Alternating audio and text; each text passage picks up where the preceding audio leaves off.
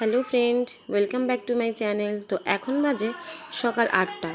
এখন থেকে আমি আমার ব্লগটা শুরু করেছি। তো কি খেলাম বলো তো? আমলকির রস। আর আমলকির রস খেয়ে চলে গেলাম জামা কাপড় কাচতে। জামা কাপড়গুলো সকাল সকাল কেচে দিলাম, না হলে শুকোবে না। জামা কাপড় কেচে এসে কিছু লেখালেখি ছিল, সেগুলো করে নিলাম, কারণ আজকে একটু বেরোবো। আর পাপানো এখন ঘুমোচ্ছে, তো সেই জন্য কিছু লেখা লিখে নিলাম। বিকেল 3টে বাজলেই সবাই পড়তে চলে আসবে। আর যদি কিছু লেখা এগিয়ে রাখি তাহলে আমারই পড়াতে সুবিধা হবে। তো দেখো, লেখা হয়ে গেছে। আর এদিকে মেশোকে ফোন করেছিলাম, মেশোও চলে এসেছে। তো মেশোর সাথে চলে এসেছি বাজারে। পরপর 3টে অনুষ্ঠান, একদিকে স্বাধীনতা দিবস আর একদিকে জন্মাষ্টমী। বাজারে ভিড়ের একদম ভিড়। তো দেখো, এখানে মনে হচ্ছে ফাঁকা, কিন্তু তবুও আমি যখন গেছিলাম তখন অনেক বেশি ভিড় ছিল। আর এই যে গোপালের ড্রেস কিনতে চলে এসেছি। এখানে এত রকমের ড্রেস দেখে তো আমার মাথা খারাপ হয়ে গেছে, কোনটা ছেড়ে কোনটা নিলাম।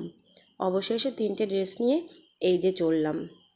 তো দেখো, বাজারে যথেষ্ট ভিড় তোমরা দেখতেই পাচ্ছ। তো আমি তারপর চলে এসেছিলাম বাড়িতে।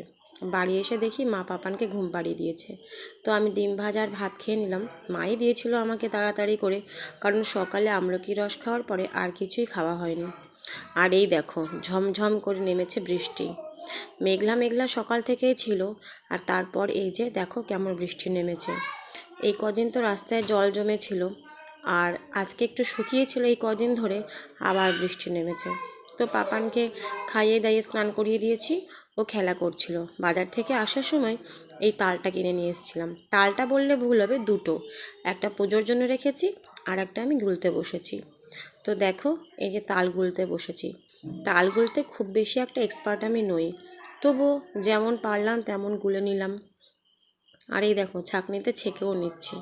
তাল গোলার পরে তালটাকে দুটো ভাগে ভাগ করে নিয়েছি। একটা তাল জ্বালিয়ে ক্ষীর বানাবো, আর একটাতে আমি বড়া বানাবো। তো বড়া বানাবো সেই জন্য এখন থেকেই বড়ার যে ব্যাটারটা সেটা আমি করে রাখছিলাম। তো বড়ার ব্যাটার করে রেখে আমি দুপুরের খাবার খেয়ে নিলাম। তো মা আজকে করে দিয়েছে উচ্ছে কাঁকরোল ভাজা আর ডিমের ঝোল। তো খাবার খেয়ে কিছুক্ষণ পরে আমি চলে গেলাম বড়া ভাজতে, কারণ এরপরে স্টুডেন্টরা চলে আসবে, তখন আর সময় পাবো না। তো দেখো, আজকে ব্যাটারটা একটু নরম হয়ে গেছিলো। তো তাও হোক, ভালোই হচ্ছিল, একেবারে খারাপ হচ্ছিল না। তো দেখো, প্রায় বড়া ভাজা হয়েই এসেছে। আর তারপরে সবাই পড়তে চলে এসেছিলো। তো পড়াতে পড়াতে দেখো 9টা 20 বেজে গেছে, তখনও আমার পড়ানো হয়নি। আর এখনও 20 মিনিট লাগবে। তো এরপর পড়া শেষ করে আমি স্নান করে ফ্রেশ হয়ে আসলাম। স্নান সকালেই করেছি, তবু রাত্রে একবার গা ধুয়ে নিলাম। আর বিছানাটা চাদরটা চেঞ্জ করে নিলাম। তো আজকে ব্লগটা এই পর্যন্তই।